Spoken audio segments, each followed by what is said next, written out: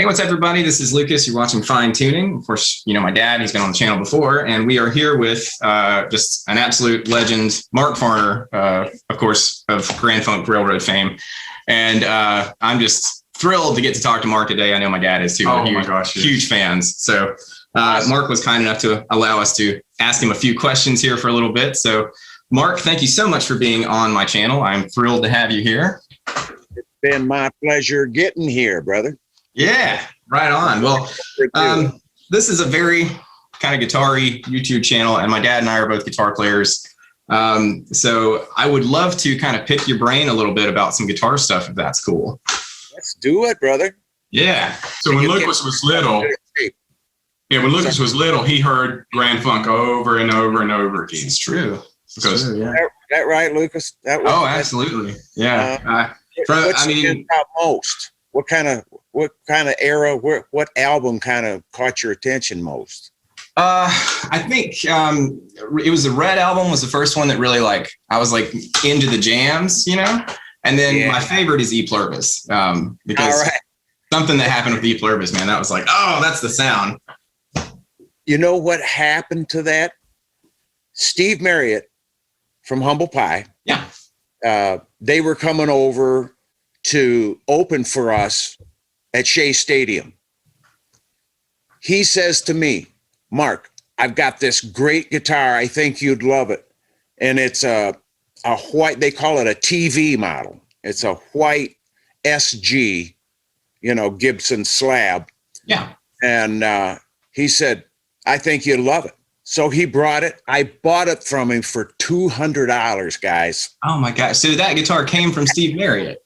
Yes. Wow. Okay. And I was so inspired just by the playability of it. It was like going from, a Messenger to this Gibson was like being very greased lightning. It was like, what the heck, things came out. And I wrote that entire E Pluribus Funk with that guitar, buddy.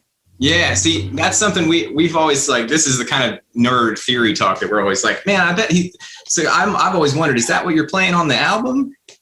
Yes. Yeah. Okay. Awesome. Yeah. See, because to me, the Messenger has a very specific sound, and I hear it all through those first 4 or 5 albums. And then E Pluribus is where that change happens. And I was like, it sounds like he's playing a different guitar. Yep. Yeah. Is that still West amps, or are you using a different amp there? No, it was West amps. And we stayed with West as long as we could. It wasn't until we started flying every place and you get people handling the equipment that they're not happy that this stuff is heavy. Well, no, those are big amps, big cabs, and 15s and everything, man. That's big stuff. So did you record most all of those early albums with West amps? Yes, sir, we did. And the early stuff I cut with a single cabinet that had 2 D130 F, because they were Fender. Yeah. But D130s, and the cabinet was no more than, say, a foot deep. Oh yeah, so real shallow. Yeah, and man, it was just wide enough to hold the 60-watt head that I had for it. Yeah. And that thing, what a great combination. Depending upon the amplifier, the fuzz tone that was built into the Messenger would react, differently. If you had a little more headroom, oh man, you could get everything out of it without it feeding back and going into Squealville. Yeah. But that Messenger liked to do that. I ended up stuffing it full of foam, and I put masking tape over the F holes on that thing. Yeah. To hold everything in there. And then I got my glow in the dark psychedelic paint. And I put little things on there and spray painted after that. Yeah. It's had a lot of special care, but it's wore that American flag since day one. Oh man, yeah, it's iconic. We somewhere here I I have a messenger. You know, it's not an actual original one, but you know, Eastwood a few years ago started making a messenger, and yeah, I've got it's right back here. Oh, It's kind of a reproduction, but you know. Exactly. Hold it sideways, Lucas. I like this. Yeah. So, yeah, the only difference I see is where it meets the body. Yeah. That's different than on the original messenger. Yeah. And of course, this one's got a wood neck on it, not the aluminum. Right on. Yeah. But yeah, I don't even that guitar, which, you know, of course, does not have the same pickups or any of that stuff. There's like a tonality about it.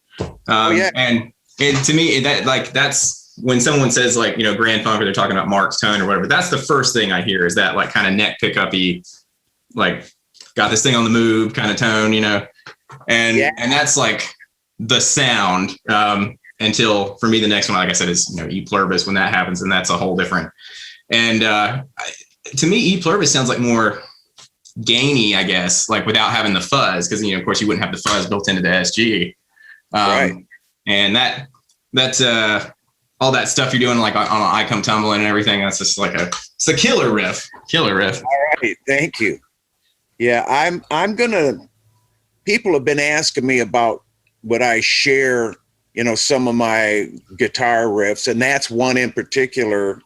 Some people in Santiago, Chile, wanted me to put it up, and so I'm working on that. It's in the mix, but I got so many things in the mix.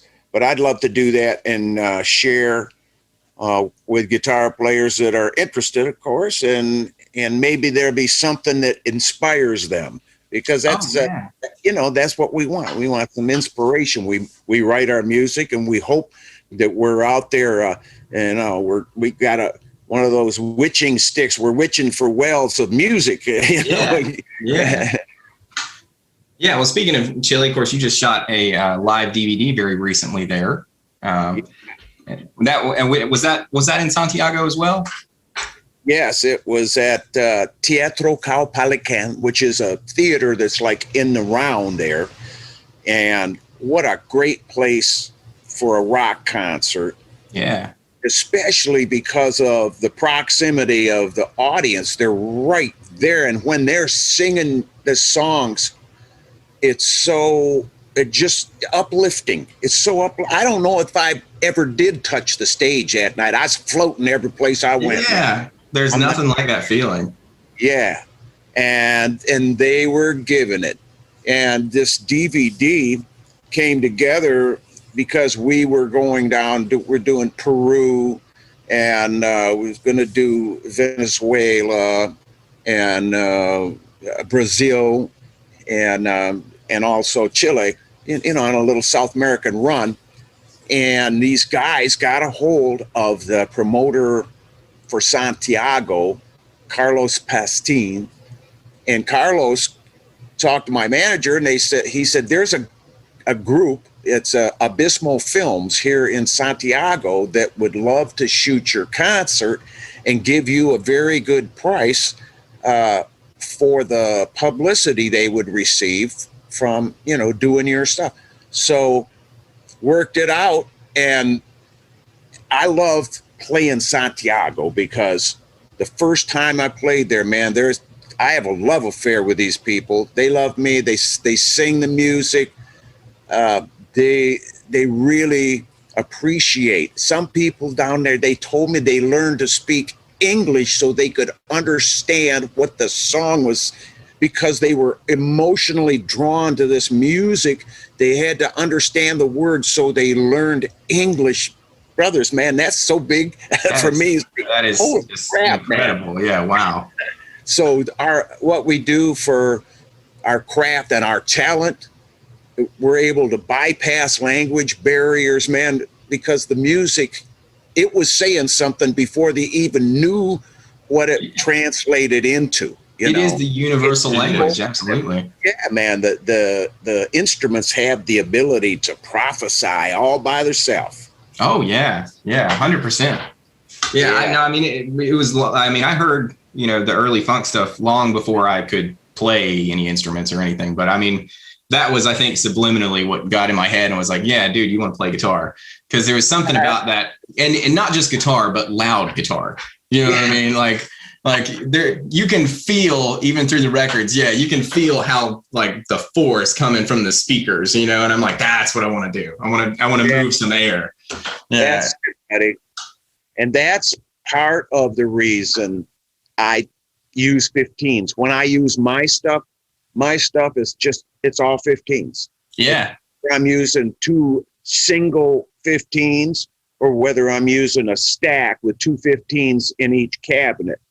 And I like both of those. I've even got some that are, they got veneer, oak veneer on the outside of the oak cabinets. And my wife told me I could even put them in the living room, brothers. That's what's up. They look that good.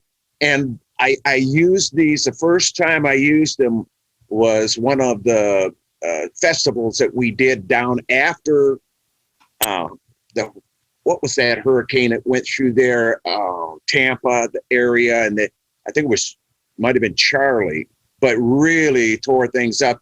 And we went in, there was the guys from AC/DC were there, Rick Derringer, Felix Cavalieri, myself, a bunch of classic rock acts. Yeah. And I just happened to be down there and had my rigs. So my stuff I used, came in off the tour bus, set it up.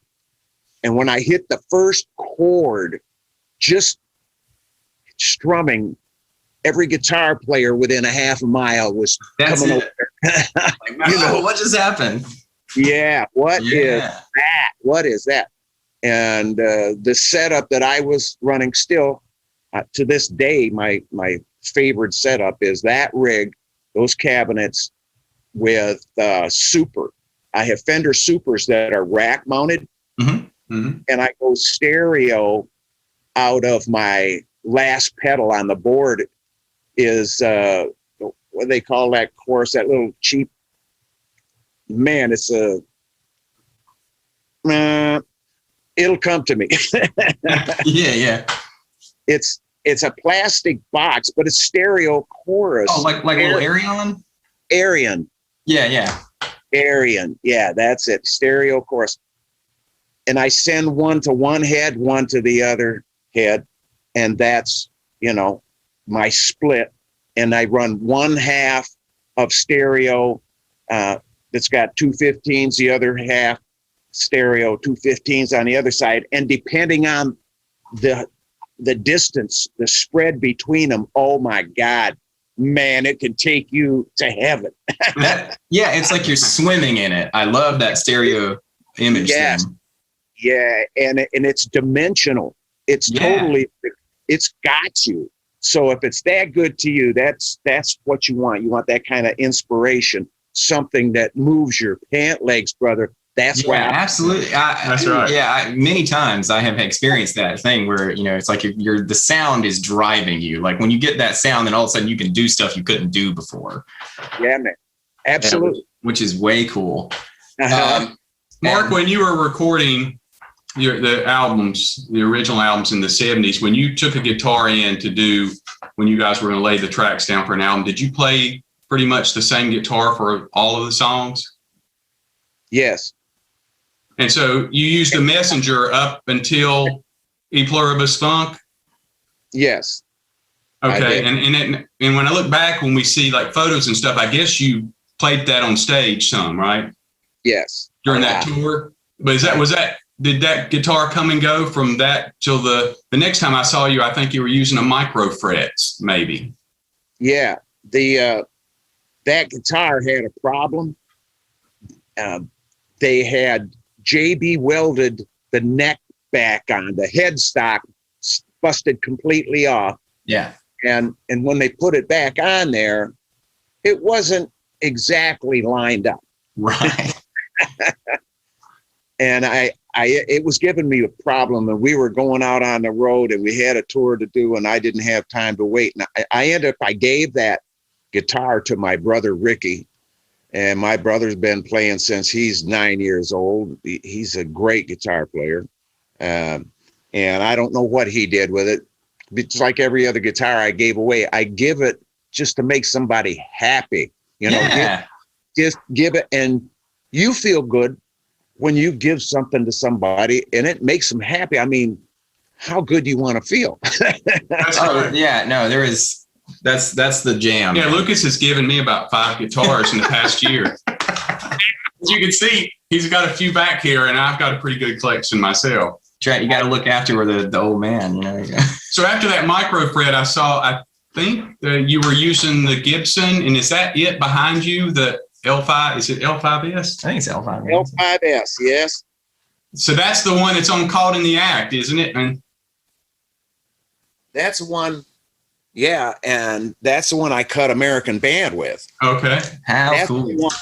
Lucas thought he had heard or read that you would cut American Band with that. Because in your promo that you guys did, I guess on your farm, you've got the micro frets, don't you? Yeah. But the recording's actually the Gibson. Yes, absolutely. And that particular Gibson, I picked it out of the stock down in Buchanan, Michigan. And I walked in and he says, "Which one do you want?" And I said, "You're kidding me." Oh. I go over and I'm looking through great big slabs of wood. I'm like, oh my God. And I saw that one and I said, well, we don't need to go any further. This has got really, it's got that stuff in the maple that really, makes it have its own character. Yeah. Nothing's going to sound like that one. And nothing does, man. That's really got a good, American Band. It's got. Were you still using that when you went on to Shining On, or did you? I went to the Veleno. Okay, Oh, yeah, so we've seen that in the stage performance that was recorded. So that's what you were using that guitar in the recording of Shining On. Yes. Okay. Yeah, that was one of the first concerts that I ever saw you guys. Is that he had on a tape. It was I don't know where it was recorded, but it was released in Japan, I think. But I just remember because Mel was wearing this like banana yellow getup thing, and it was. But just I remember thinking that like, what is that guitar? Like this shiny silver, crazy looking thing. It sounded great. Yeah, thank you. But that, I'll tell you what, Lucas, you let go of that neck. That guitar was going. It was. Oh, the neck dive. Yeah. Oh my. So you had same thing with the Messenger. Yeah. If you let go of that neck, it was going down. Right. Well, it was a constant, you got to work out just playing it. Oh yeah, absolutely. So did you move on to another guitar after that when you went to, say, All the Girls in the World Beware? Yeah, I went to a blonde Strat. Oh yeah. I used that, for a couple of years. Were you using this? I'm sorry. Go ahead. I had the pickups instead of the 5-position switch that comes, standard on a Stratocaster. I had the pickups put down in the bottom horn up front. In that bottom horn, 3 different switches. I had off, on, out of phase. Oh.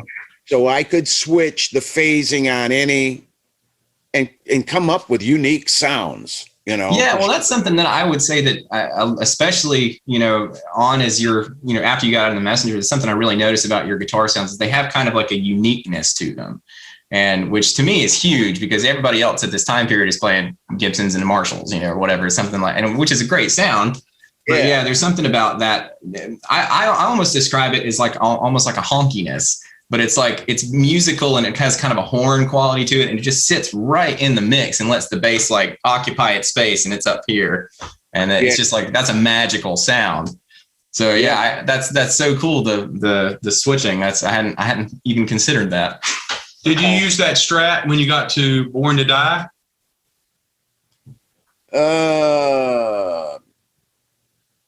Or maybe it's been. Yeah, I believe it was. That was the last one that I used. To record with. I really liked the Born to Die album. I thought sonically you guys were recorded real well. Do you look back when you listen to any of that? Do you feel the same way about it, Mark? Oh yeah, I thought it had a unique character to it. And yeah, I always thought it was recorded well. I thought there were some great songs on that. Yeah. There's a different tone to that record, but like in a really kind of, I don't know, I'm going to say the word mature. There's kind of a mature tone to it. It's less like this than the earlier stuff. It's more like, and which I really like, I hear you. Do you have a favorite, Mark, when you listen back to all the albums you guys made? As far as guitar sounds? Or maybe anything in general. If it's just the combination of the guitar and or the songs or... Well, I like, all that, the first album that has that Messenger just, man, really ringing true to itself, It's a sound. Like it is it says, I'm a messenger. Yeah. Oh yeah. Yeah. I think I can hear the aluminum neck in it. You know what I mean? There's a metallic-y quality behind the notes, and it kind of makes it clang. Yeah. And the bridge, what a funky bridge. It's just sitting on the top of that guitar, sitting there doing his thing. But for me, because of the circumstances, I got it from a friend for like $25 a week. He sold it to me for $200 and let me pay him $25 a week. Yeah. He says he's going to tell me the true story when we get together. He's one of them kind of friends. Oh. When you were touring with that guitar, Mark, did you have a backup, I assume? Because it's possible, I guess, to break a string or something, or was it just the times when you would just take a momentary break and put another one on there? No, I had to. I did have a backup, but I was fortunate enough to find one that had a fuzz tone in it. Oh, so you had two Messengers? Yes. Oh, okay. Yeah. And I didn't do anything to the other one except stuff it, as far as, tricking it out with my own paint and stuff. But because it was rarely used, I maybe a couple of times. That's interesting. I had no idea that there was a second Messenger. Like I would have never known that, because you always see the main one. Yeah, I had no idea. But we were talking the other day. Lucas and I were talking before the interview here. We thought he's bound to have had a backup. You're playing in front of thousands of people. Yeah. In fact, I've watched you at one time or another. I've been at a concert where you had maybe an E string or something break, and I thought there's got to be something there. But almost all of the photos from your early years is that, I think, is your primary guitar. And so I thought there's got to be something. And there's some audio I heard at some show that you guys were at where somebody came out and had to ask the audience to give back your volume pedal or something.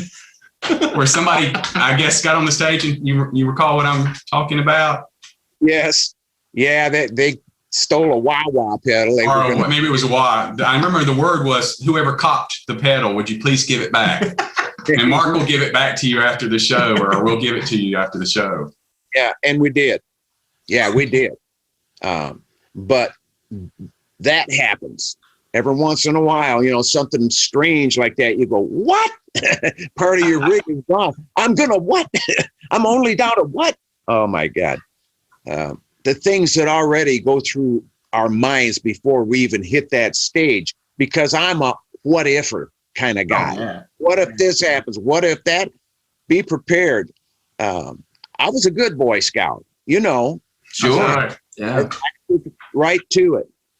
And I believe in that, preparation and the preventative measures that we take so that we don't have embarrassing situations. And really, it's only been when the monitors were not marked and I couldn't see them that I busted my ass. Oh my gosh. Ooh. Yes. And I was backpedaling and hit those monitors, and down I went. but I popped right back up with a smile on my face. That's what matters. Yeah, that's what you got to do. As much as it was hurting. Yep. That happens in the show business. But during this, the making of the DVD that we're releasing April 6th, I did not run into one cameraman, the whole set. And it amazed me because any other time that we've done videos when there's been crew on the stage with you, you run into them inevitably. They don't know you're going to bust out to the left. You know, they don't know that you take off running when you do a solo. What's a spontaneous thing anyway? So they can't predict what you're going to do. That's really an amazing feat in itself, is to not hit anyone when because I mean, I've watched you for years. I mean, you're across the stage, energetic kind of dude. And so, to not hit anyone, that's pretty successful. That's right. Oh, speaking of that, of course, we know now you've gone to the your modern stuff. You're using the Parkers now, that's the first concert I actually ever saw was you guys on the Grand Funk reunion tour. That would be in what, 98? 98. Yeah, 98. So I was like 9 years old or something. But I distinctly remember that guitar because it was such a unique shape. I'd never seen anything like that before, and I have since researched and found out, like, oh, okay, you're using this because it's lightweight and all this stuff. So. So you like, that's pretty much exclusively what you play now is the Parker Flies, right? That's it. But I play hardtails, Lucas. I cannot get along with a whammy bar. Right. They're just not me. But I like with a hardtail, there's more of that wood that's transferring into the sound that the pickups are feeding that amp. Yeah. And it's even when it's not plugged in. When I was on the Hippie Fest tour or the Walk Down Abbey Road tour, the band that was fronting for everybody, they would always tell me, man, that guitar, it's not plugged in, but we're hearing it 2 rooms away, man. That thing is like loud acoustically. And it is because, it's got all that wood there. And that's inspirational, just having that vibration of the wood against your body when you're playing, especially when you get to the pitch of volume where it really makes a difference in your feeling. Yeah. It becomes a resonant thing. Yeah. Like it's a loop. Yep. So that's the love affair that we have, that we develop. And my vibrato comes from the shake of your hand. But with this Parker Fly, I can do things with it that I couldn't with the Gibson or the Stratocaster, because the tolerance, the distance between that string and the edge of the neck is a lot closer on other guitars. Mm-hmm. On a Parker, you can pull a vibrato or you can push a vibrato. Oh, so you just got more fretboard real estate to work with. Yeah, you got a little wider fretboard, gives you the real estate, and with the stainless steel frets, man, that thing is, my main axe, baby, she's never had a set put on her. That's impressive, because, you've been playing that since at least probably 97 or 98 or something, right? 96, brother. 96. Wow. That's incredible. Because I know the amount of gigging that you do. And so what gauge strings do you use? I use Diodario EXL 140s. Yeah, EXL 140s are they're like 10. Maybe 246 or. It's a heavier bottom, lighter top, because I'm down to like 52 on the bottom string, I think. Oh yeah, like the skinnier top, heavy bottom. Yeah. But it gives my chords meat. Yeah, and also stability. Like you can kind of hang on to it better. Oh yeah, absolutely. And again, that comes back to the stage acrobatics. I love it that they're American made, Diodario. Oh yeah. It's got these little headstock tuners, man. I buy them by the dozen and give them away to people because people love these things. They flip this way, that way. And once you tune your guitar, the tuner down to A432, Mm-hmm. The next time you turn it on, it stayed in A432. A lot of other tuners reset and you got to take them down. But I play in A432. I have for the last 7-8 years. And that's my frequency. I don't tune to A440 anymore. So at 432, is that kind of the equivalent of half step down? Is that what that? It's not quite, because it's only 8 cents. But what it does, the reason I even tried it to begin with, a friend of mine from San Diego sent me a link and he says, watch this before you do it. He says, but I want you to tune your guitar down. I have a D52 Guild. It's an acoustic, a nice acoustic. And he says, but before you tune the guitar down, watch this link. So I put that link in there bring it up. And it's a guy who's got a single 15-inch driver in a single cabinet, and he's got it sitting right next to a kiddie pool, and the kiddie pool's probably 5 or 6 feet at the most diameter, but it's got water in it. And this guy hits with a tone generator. He pumps A2 at 120 decibels, and at 120 decibels, that water had chop on it. It's just, it was McGittin. And it was, so they back it off. They switch the tone generator down to 432 hertz. A2 at 120 decibels. It was like a mirror. It was like glass. There was no disturbance of the water whatsoever. It just, without even knowing the mathematical or logical scientific reasoning, my mind went, holy crap, man, that is huge. I'm tuning my guitar down to see what, and when I tuned my guitar down 8 cents, it came into this place where the harmonics that are coming off the strings ring longer, and it's not louder, but it's more. You know what I mean?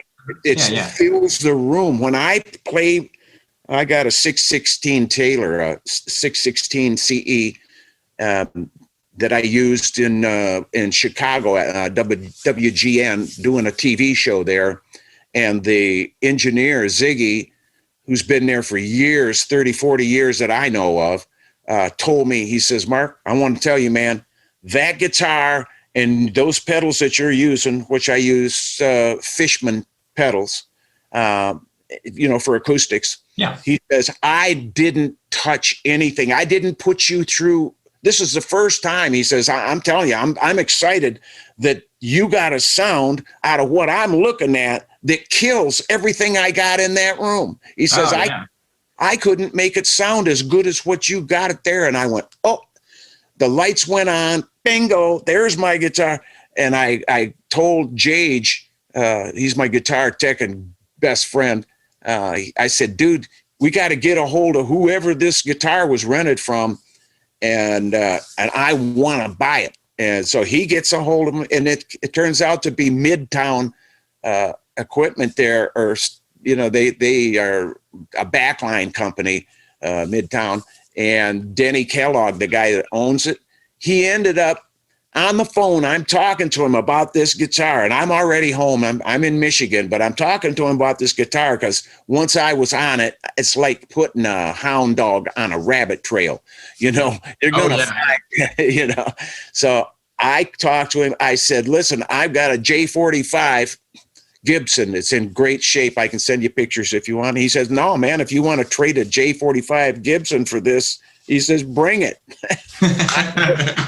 I drove down there the next day. That's how much I wanted that guitar. I drove to Chicago. It was 5 hours one way. Oh, yeah. Oh, yeah. But I wanted that guitar, guys. I get it, man. We've done the things before. We eyeball things now online that are hours away and contemplate whether we're going to take a road trip. Is it worth the drive? Yeah. I love it. That's great. Yeah, well, I know we're just about out of time here, but we'll just talk for a second again about your DVDs coming out. Is it April 6th now? Is that? Yes. Yeah, so I was checking out the track listing, and as a hyper fan, like I was just super stoked to see some of what I consider kind of slightly deeper cut songs, like "All You Got Is Money." Like I was really thrilled to see that on there. Oh, and that reminds me, this is something that he and I have been talking about for years. TNUC is a killer track. What is the origin of that name? It was just pulled out of thin air and put some periods behind it. Yeah, it was one of those things where like we kind of look at it and go, is that like? Yeah, there's an obvious there's an obvious thing, that everybody wants to make of it, but we at the were same like, time, is it, or is it you guys just did something and somebody came up with that? Hey, look at it, and so you just let the story, just let it run the way it is. Do you have to put up with this all the time? All the time, all the time. I tell you what. Mark, you just recorded some with Alice Cooper on the Detroit Stories? Yes, on the Breadcrumbs. It was a teaser for Detroit Stories, but it was great to hang with Wayne Kramer and Johnny B, people that I admire, and I love Johnny B. He was on the road as a drummer with me for a couple of years in the 80s.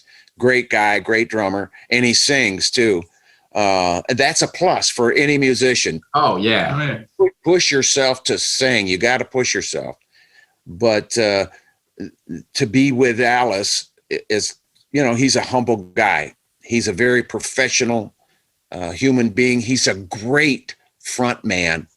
I don't know if you've ever seen Alice Cooper. Oh, yes. But, I'm a huge fan. We are major Alice Cooper fans. Yeah. And the first bands I latched onto when I was a kid was your band and Alice Cooper. All right. I have everything you guys have put out and everything the Koopas put out. And so when I heard that association, I thought, what are the chances? Yeah. So when he said, we're going to do this for Detroit, this is kudos for the place that we all love, and a lot of music that we grew up on came from our neighbors right there in Detroit, Absolutely. So to give that tribute, man, I couldn't wait to get in the studio. And then with Bob Ezrin, man. Bob is a fantastic. He's intense, man. He is so intense. I love him. Yeah, and you notice his presence right away. And if you look back at Alice Cooper's career, when Ezrin came in, that band just gelled. The music and everything came together when he was producing. That's right there. That's right. He wouldn't have it any other way. Yeah. That's Ezrin, man. What a wonderful, talented dude that guy is. Did you play on several tracks? Yeah. 4 tracks, I think I played on personally and loved it. But I walked away from that session with, I'm a full-time student. So I learned some things when I was in there, just, sitting jamming with Kramer. We're trading back and forth. And you know how guitar players love to do. Absolutely. Oh, yes, we do. Yes. But the thing that I walked away from that session with was, after hearing the bass player, Paul Randolph, who was hired for that session, and he was a Detroit bass player, and then standing next to him and listening to him sing when we're doing background vocals, I look up there and he's like, 6'3", 6'4", something like that. And I'm down here at 5'7", and I'm thinking, how does that really high voice come out of that really big guy? Amazing. Yeah. But he is in Mark Farner's American band now, Paul Randolph. Oh, way cool. A great addition. He's got the Detroit blood, and he's got that Michigan groove, undeniable. And the band really works tight together, especially with Hubert Crawford playing drums. I met him when we played with the James Brown and War in a street festival in Montgomery, Alabama. Wow. That was a lineup. And my son told me, after we met Hubert, you meet all the different musicians that you're playing with, you're opening for, whatever. Mm-hmm. And Hubert told me that he was, one of James's drummers. He had 3 drummers on that gig. But man, when Hubert got up there and I looked and I watched, I went, wow, that guy can smoke. And it ended up, my son says, I think Hubert's going to play drums with you, Dad. Unbelievable. It was a prophetic word out of my teenage son. Because when it came to getting a band together, I called Hubert. He says, man, I'm there. He says, and I'll tell you something else. I'm always there. You can always count on me. You got a gig, I'm there. That's it, man. There's a chemistry thing that happens when you find those right people. Yes, that's it. And the keyboard player, he came, from Alto Reed. God rest Alto's soul. He was a horn player for the Bob Seger band, and he got together these solo gigs that we would do. And sometime, Dave Mason would be on there, Felix Cavalieri, Rick Derringer, the guys that we'd all, hang with. And this keyboard player played all of the parts for all of these different music and always did a great job. So I asked him one time, I said, hey, would you be willing to do some Mark Farner days? And he says, yeah, man, I'm here in Detroit. Let's do this. So we got Bernie Paulo, and Bernie's a great keyboard player and singer as well. So all my guys sing. That's and huge. We all rock. We all rock. Yeah, no, we are excited to check out the DVD. Of course, we've pre-ordered our copies. I will leave links in the description of this video so that you guys, when you're watching this, can go down and go pre-order Mark's DVD, which I think has autographs on it as well. Am I seeing that right? Yeah, each one is autographed. I got writer's cramp. Yeah. That's, well, for me, that means that, I'm going to have to get the DVD out and then frame this, because we're huge That's fans. right. But yeah, guys, absolutely go down into the description and go pre-order a copy. It's incredibly, it's like $15 or something, which is incredible, I think, for the amount of stuff you're getting. Yeah, it's $14.99. And besides the 16 performance tracks, there's 2 bonus videos, one of which is available right now at markfarner.com for a free download of Rock and Roll Soul. The other video is Never and Always. It's a bonus video in there. And then there's 5 bonus tracks, new music that's never been out before. So it's for $14.99. And then Lisa and I take $3 from each DVD and we donate to Veterans Support Foundation. Veterans Support Foundation helps our brothers and sisters that's coming home from war, helps them get back into society, takes them up off the street, puts them in houses, gets them jobs, job training, self-esteem to where they can be back in the family and be back to 100% positive. Veterans Support Foundation has been together. I've known these guys since the 70s, and Vietnam Veterans of America and Keith King, the organization, the guy that runs the organization, great guys, honest guys. They're all veterans helping veterans. So if you know anybody that needs help, a veteran that needs help, give them this 800 number and give them a little support. It's 800-882-1316. That's toll free, 800-882-1316. Veterans Support Foundation. I'm going to put that, of course, that number right here on the screen, and we'll have these links in the description as well. Bless your heart, Lucas. Thank you. Thank you so much. Well, Mark, we have just so enjoyed talking with you. This is a huge thing for us. Like I said, we're huge lifelong fans, and it's been a real joy to talk to you. Absolutely. We're looking forward to the DVD coming out, and hopefully we'll get to talk to you again soon. Maybe next time we're in Detroit, we can come hang out with you and Coop. Maybe we'll just make a big road trip of it. So yeah, man, let's do that. Absolutely. Well, again, we want to thank you so much. Thank you guys for watching. Again, look in the description for the links. And Mark, it's been an honor. We will talk to you hopefully again soon. Thank you, brothers. God bless you, father and son. I love to see it. Keep it up. Knock them alive. Yes, sir. That's it. Take care. Bye for now. Bye for now.